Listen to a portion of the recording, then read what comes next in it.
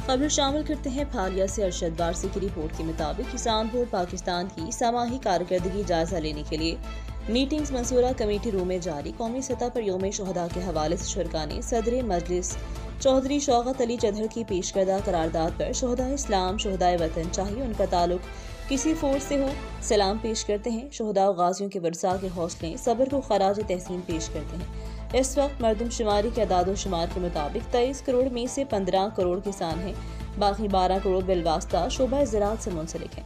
Urea खाद पर gas infrastructure की मद ने 8 अरब किसानों से लेकर कंपनीज खा गई, वो किसान को नहीं मिला। कंपनीज ने हुक्म इम्तनाई दे रखे हैं। अदालतों से अपील है कि वो ये केस निपटाएं। किसानों का तर्जुमान किसान बोर्ड पाकिस्तान, किसान मजदूर खुशहाल पाकिस्तान खुशहाल।